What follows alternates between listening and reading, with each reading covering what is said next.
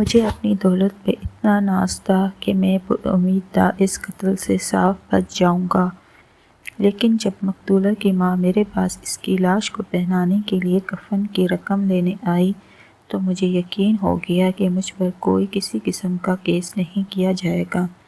میرے لیے یہ ایک موقع تھا کہ میں خدا سے ڈر جاتا کہ میں نے کتنی بے بس خاتون کی جان لی ہے، جس کے ماں کے پاس اسے پہنانے کے لیے کفن بھی نہیں ہے۔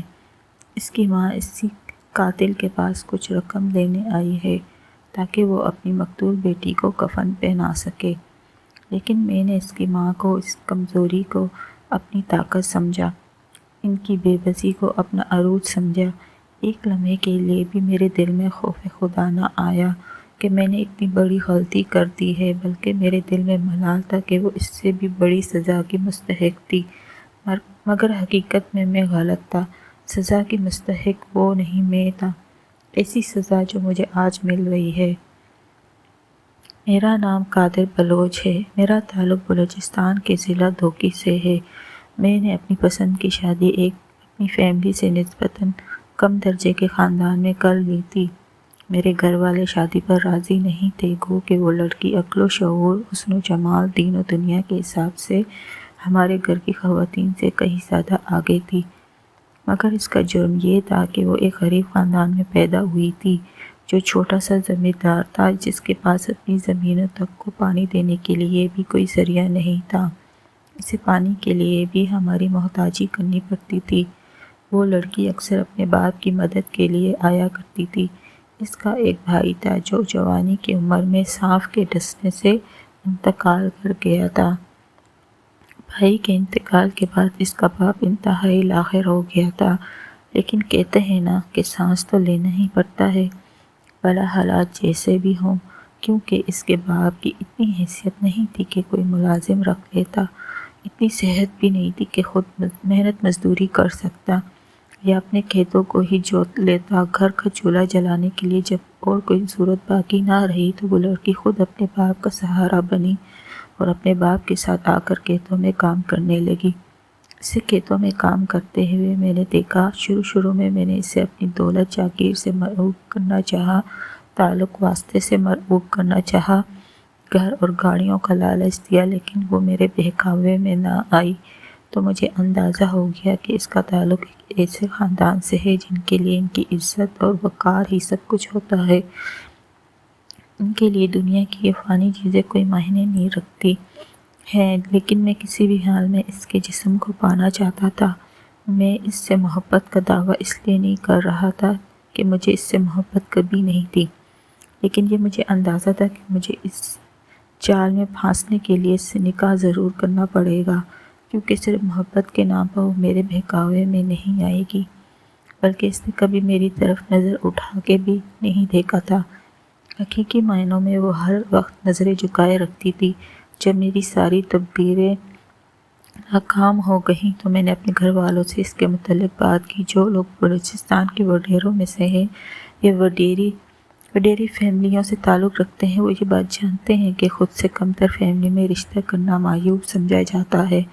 لہٰذا میرے گھر والوں نے بھی اس بات پہ اعتراض کیا، لیکن پھر میری تسلی دینے پر وہ مان گئے کہ میں کچھ عرصہ اس لڑکی کو اپنے پاس رکھوں گا، پھر طلاق دے دوں گا۔ یہ وعدہ لینے کے بعد انہوں نے میرے لیے اس لڑکی کا رشتہ مانگا تو لڑکی کے باپ نے صاف انکار کر دیا۔ اس نے کہا کہ رشتہ اپنے جیسے خاندانوں میں کیا جاتا ہے، آپ ہم سے کہیں زیادہ طاقتور ہیں، ہم آپ سے کسی قسم کی کوئی یقین دہانی نہیں لے سکتے، اور بالفرض آج ہم آپ سے کوئی تسلی لے لیتے ہیں، کوئی وعدہ لے لیتے ہیں یا کچھ بھی کر لیتے ہیں، اگر کل کلا کو آپ اس سے مکر جائیں گے تو ہم آپ کو کچھ نہیں بگاڑ سکتے، کیونکہ ہم آپ سے بہت زیادہ کمزور ہیں۔ لڑکی کے باپ کا جواب سن کر میرے گھر والے واپس آ گئے، لیکن میں نے ان کو مجبور کیا کہ کسی بھی حال میں ایک بار وہ لڑکی مجھے چاہیے۔ حقیقت یہ ہے کہ اب میرے باپ کی املاک کا بھی مسئلہ بن چکا تھا، لہٰذا انہوں نے اس شخص کو اتنا مجبور کیا کہ اس نے اپنی بیٹی کا رشتہ ہمیں دے دیا، لیکن اسے پتہ تھا کہ ہم لوگ اس کی بیٹی کو خوش نہیں رکھیں گے۔ وہ جیتے جی اپنی بیٹی کو جہنم میں دھکیل رہا ہے۔ وہ اسی صدمے کے ساتھ مر گیا۔ اس کے باپ کی موت کے بعد اس کی ماں نے اس کو میرے ساتھ رخصت کر دیا۔ میں نے 1.5 سال تک اسے اپنے گھر میں رکھا، لیکن شادی کے 3-4 ماہ بعد ہی میں نے اپنا شوق پورا کر لیا تھا۔ اب میں اس سے جان چھڑانا چاہتا تھا۔ جان چھڑانے کے لیے میں اس کو اذیت دینے لگا۔ میری خواہش تھی کہ وہ خود مجھ سے طلاق لے لے، لیکن جس طرح میں نے بتایا کہ وہ مشرقی خواتین کی طرح کسی بھی حال میں اپنا گھر خراب کرنے پر راضی نہیں تھی، یہاں تک کہ وہ اذیت برداشت کرتی رہی، اور پھر یوں ہی اذیت سہتے سہتے ایک دن وہ مر گئی۔ مجھے یاد ہے جس دن وہ مری، اس دن میں نے اس کی گردن پہ پاؤں رکھ کے اس کے پیٹ اور سینے پہ ڈنڈے مارے تھے۔ میں نے اس کی گردن پہ رکھے ہوئے پاؤں کو بہت زیادہ دبایا تھا تاکہ اس کی چیخ نہ نکل سکے۔ انہی ڈنڈوں سے اس کے سینے کی ہڈیاں ٹوٹ کر دل میں پیوست ہو گئی تھی، اور اس کا گلا اس شدت سے دبایا گیا تھا کہ مجھے نہیں لگتا اس نے موت کی آخری ہچکی بھی لی ہوگی۔ وہ پتہ نہیں کب کی مر چکی ہوگی، لیکن میں شراب کے نشے میں اسے مارتا رہا، یہاں تک کہ آخرکار مار کے میں اتنا تھک گیا کہ میں خود گر گیا اور دوبارہ اٹھنے کے قابل نہ رہا تو وہیں سو گیا۔ صبح جب میں اٹھا اور میرا نشہ اترا تھا تو تب میں نے دیکھا کہ وہ مری پڑی ہے، اس کے منہ سے خون بہہ رہا ہے، اس کے سینے سے بھی خون نکل رہا ہے، اس کا سینہ پچک کر پیچھے پسلیوں کے ساتھ جا لگا ہے، وہ ڈنڈا بھی وہیں پڑا تھا، ڈنڈے پر بھی خون لگا ہوا تھا۔ تب ہوش میں آنے کے بعد میں نے اپنے گھر والوں کو بتایا۔ میرے گھر والوں میں سے کسی نے بھی مجھے نہیں کہا کہ میں نے غلط کیا ہے۔ انہوں نے اس لڑکی کی ماں کو بلایا اور اسے بتایا کہ تمہاری بیٹی حویلی کی سیڑھیوں سے گر گئی تھی، ہم اسے لے کر اسپتال جا رہے تھے کہ راستے میں اس کا انتقال ہو گیا تو ہم اس کو واپس لے آئے۔ اس کی ماں کو یہ پتہ چل گیا تھا کہ اس کی بیٹی کو قتل کیا گیا ہے، اور مجھے یہ امید تھی کہ وہ ضرور اس کیس کو اچھالے گی، لیکن میری حیرت کی انتہا نہ رہی جب وہ کفن تک کے پیسے لینے کے لیے ہمارے گھر آ گئی۔ میرے ذہن میں یہ خیال بھی آیا کہ ان کے پاس تو ذاتی زمین تھی، یہ وہ فروخت کر سکتے تھے، بیٹی کے کفن زمین بیچ کر بھی انتظام کر سکتی تھی۔ یہ یہاں کیوں آئی؟ تو پھر مجھے اندازہ ہوا کہ اس نے بہت پہلے زمین فروخت کرنے کی کوشش کی تھی، لیکن میرے والد نے لوگوں کو منع کر دیا تھا کہ وہ زمین ہماری ہے، انہوں نے زبردستی ہماری زمین پر قبضہ کر رکھا ہے، اگر کسی نے وہ زمین لینے کی کوشش کی تو وہ نقصان اٹھائے گا، اور لوگوں نے ہمارے ڈر سے وہ زمین لینے سے انکار کر دیا تھا۔ ظاہر ہے ان کے پاس اور کوئی ذریعہ آمدن نہیں تھا، تو مجبوراً وہ اپنی بیٹی کے کفن کے لیے بھی ہمارے پاس آئی تھی۔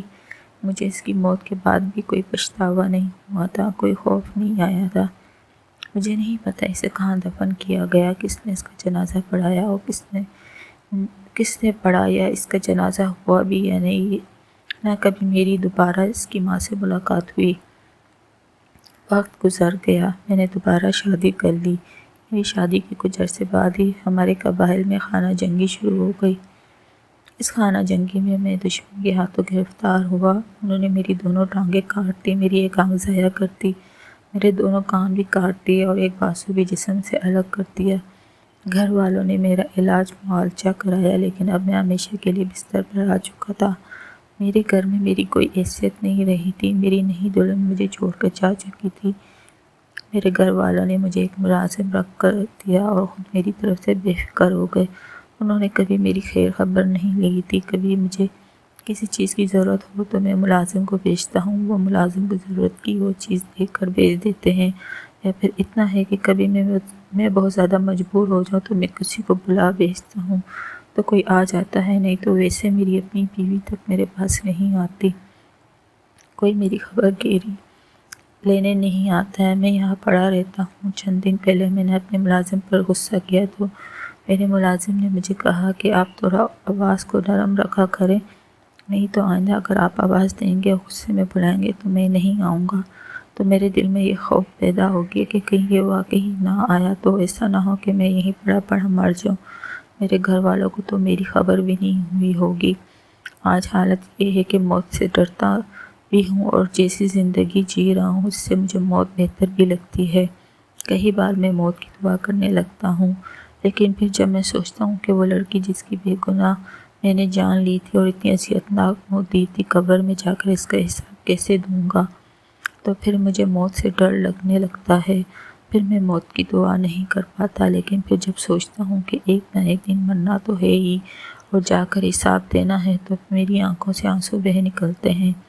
بس اسی اذیت میں جی رہا ہوں۔ اگر ملازم کا دل ہو تو مجھے کھانا ملتا ہے، اگر اس کا دل نہ ہو تو مجھے کوئی آ کر نہیں پوچھتا۔ کاش کہ میں نے وہ ظلم نہ کیا ہوتا تو شاید آج خود بھی اس مقام پر نہ پہنچا ہوتا۔